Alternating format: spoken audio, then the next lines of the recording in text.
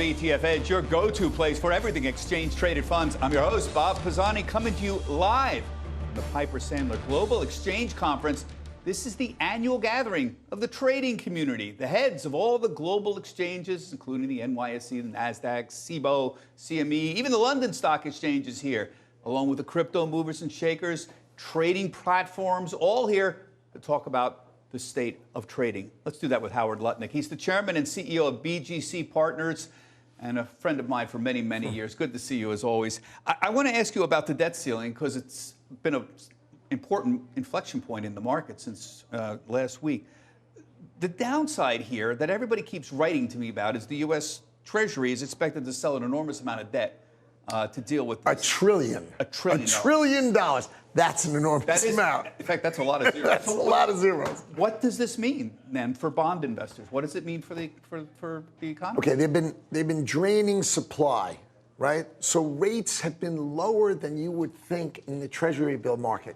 Now they're going to hit it with all huge $1 trillion of sales that will make short-term Treasury rates rise, and that will feel like an interest rate hike from the Fed. So you've got the Fed with all this selling, it'll feel more constrained, right? So that will help them skip, pause, don't raise, another way of saying it. And then you've got these regional banks going out of business.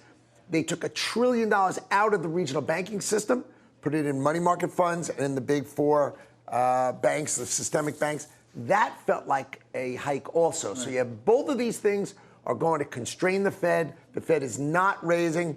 Don't buy it. They're not raising. Okay, so this is good news. If you are worried about the Fed constantly raising rate, all of this is the effect of good news, but it is going to slow the economy down a little bit. It seems like that, doesn't it? I mean, there's a lot of money getting pulled away here. Right, it's got the same effect, right? So they're not going to actually raise the rate.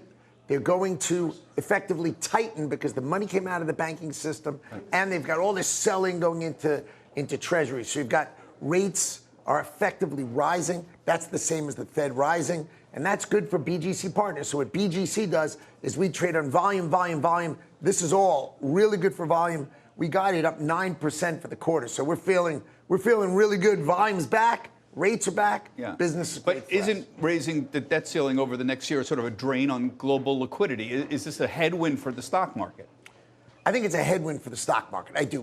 Higher rates, remember, low rates push people to take risk on, go buy stocks. You now have people saying, hey, maybe I should just put my money in treasuries. I get 5%, take no risk. And that's money coming out of the stock market.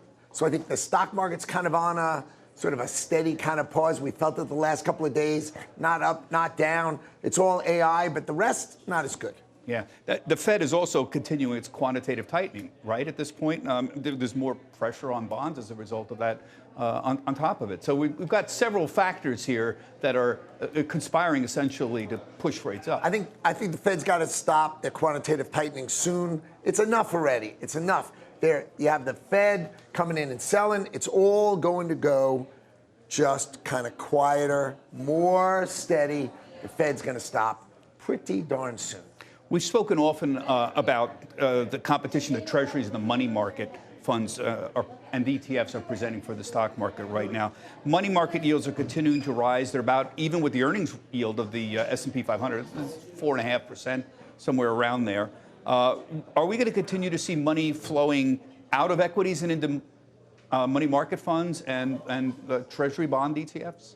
I think it's going to continue because people are just starting to get into their heads. I can make 5% without risk. Imagine that I can make 5% without risk. So maybe some of those stocks don't look so good. So you're going to see the stock market go sideways, but the bond market's going to continue to draw in money and get a lot of power. So bond markets are where people are going to be talking. Yeah. You know, I want to talk to equities. The S&P is trading at the current levels at 2023 estimates at nearly 20 times 2023 earnings.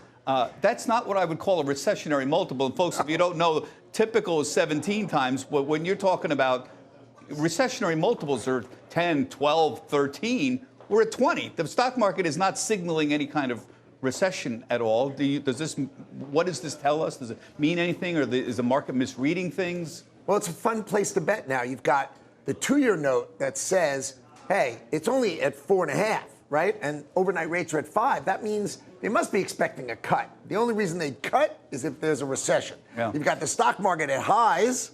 What's wrong with this picture? It's one of the two. Is there going to be a recession or the stock market? I would bet on a recession.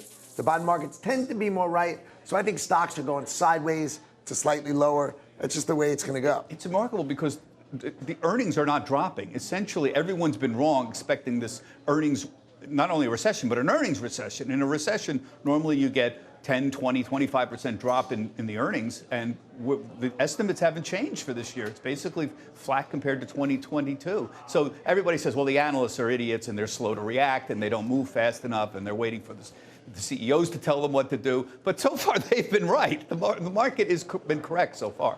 But what you're seeing is a tighter credit market. When companies come to the market to borrow, there's tighter. There's just not as much money around. Rates are higher. It's going to be tougher on them. And I think you're going to see it start to weigh in. You got the real estate market. That's going to have a tough time. Every time commercial real estate loan comes due, they're having a tough time re-rolling those loans. Tough markets in real estate coming. Tough markets rolling your debt in the credit markets. Tighter credit means eventually it feels like a weight on the equity markets. It's going to pull us a little lower. Not a lot lower, but a little lower. I can see what you're saying about commercial real estate. I have a friend in the business, and he said, well, normally these commercial loans are 5 years. Right now, they were 4%. The ones that are rolling over now, I'm seeing 9%. So if you've got a 5-year commercial loan rolling over, I said, what does that mean? He said, well, you know what it means. Some people are going to hand back the keys. That's what it means. They're not going to be able to afford that. So it totally makes sense to me what you're saying on the commercial side. $1.5 trillion of commercial loans coming due in the next 3 years. 500 billion of them are going to throw the keys back to the banks. So the banks are going to be in a tough spot. Wait, say this number again. 1.5 trillion coming due in the next 3 years. You think one-third are going to turn the keys? One-third, because let's face it, if rates go to 8 or 9, and your rents haven't gone up like that, the math doesn't work. Give the keys back to the bank. It's the greatest change in commercial real estate over the next 3 years. Together, we talked about it here right now together. It's coming like a tidal wave, and it's going to change a lot of things, and it's going to keep the Fed's hands nice and tight. They're not raising rates. You heard him, not raising rates. Now, regional banks, I want to talk to you about that. They've been rebounding recently. These concerns seem to have ebbed a little bit here. About deposit flight. Is this no longer an issue, or is this going to somehow come back in some new form and bite us, essentially? It's going to come back, because if you think about it, if the deposits don't leave, but you now have to spend 4% on your deposit, you were paying 20 basis points, and they're going to pay 4%? Seriously, how do you make money? You've got all these old mortgages you put out at 5%. And you were only paying 20 basis points on your loan, on your deposits. Now you're going to pay 4%. I just don't think their business model is right. I think the regional banks are in big trouble. We had 4,100 of them in America. If you said, what? Yeah. Why do we have 4,100? What if we had 3,600? Do you think anybody would care? Yeah. The people who own them would care. The rest of us? Yeah. I think there's going to be way less. And the Fed's going to have to allow the big banks to buy them. Paying that 4%, that's a change. That 4% is an enormous number. I made fun of my mother 2 months ago, who called me pulling money out of her bank account, getting 0.2%, saying, Robert, I'm putting it in a 1-year CD, and should I buy bonds directly from the government? I said, Mom, don't go buying bonds from the government. The CDs are perfectly fine. But there's the problem. There it is. If you have to pay 4% on everything you used to pay 25 basis points for, that's a really big change in your business. Well, just a couple minutes left. Let me get to your thoughts on the economy here. The economy refuses to die. You know, everyone is waiting for a recession that hasn't come yet. Is it coming? We've been waiting for this for 8 months, 9 months, 10 months. It's got to be coming, but it is very impressive. The statistics you keep seeing continue to show us growing. If you looked at the statistics, so the service sector is still on fire of inflation. Food, you go to a restaurant. Can you believe what things cost? Go to the supermarket and buy some eggs. It's outrageous how they've doubled in price. So these things have got to hit in the economy. I think a recession's going to come at the end of this year. It's coming. But it's a mild one. It's a mild one. Okay. Right. I agree with you. All right. So is it soft landing? That's a soft landing. Well, it's a mild recession. I don't know if that's a soft landing. Comparatively. Better than a bad landing, I guess. Is a soft landing slow the economic activity down? Will it It's going to bring inflation down. It's going to get the Fed to stop hiking rates. You said Fed's that. done.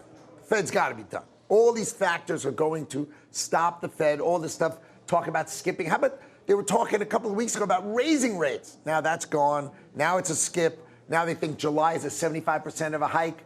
I don't think there's a 75 chance of a hike. I think it's not coming. I think the Fed's got to calm it down because they're worried. The theme of this conference is the future of electronic trading. You've been around a long time. You've seen the whole arc of this thing. Talk about artificial intelligence. How about AI? How is it going to change the economy? How is it going to impact your business? How is it going to impact CNBC viewers who are traders, for example? Everything is going to get more efficient. All right? It's just going to get more efficient. Programmers can say, I need A, I need C, go fill in B. That's going to happen across the board. When you're looking for investments, you're going to say, what's the cheapest stock? What's the cheapest this? What's the cheapest that? It's going to let you be much, much more efficient. It's going to be tough on the people, what I call the belly of the beast, right? The best people will be employed. The young people will still be our future. It's the belly of the beast that's going to be in trouble. And, AI is going to automate a lot of those jobs. And it's going to make things more efficient, but it's going to be tough. And that's why these companies are doing so. The important thing, I think, here is that we're going to see some big changes coming in the next few months. The problem is the viewer is rather confused about the state of the economy right now. But you think the soft landing is intact, or relatively soft landing. So I know it's not a smash. But what you're saying to me is very optimistic, actually. I think the whole point here is you don't see imminent crash in the stock market, right? I do not. I know you don't have year-end targets. You're not a strategist, but where do you think we're going to be at the end of the year?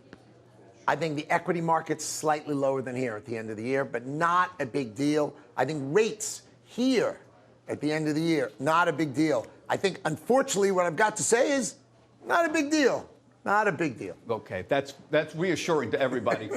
This is a man I've been talking to for more than 20 years, folks, so I very much value his opinion. Howard, thank you very much for joining us. We really appreciate your time.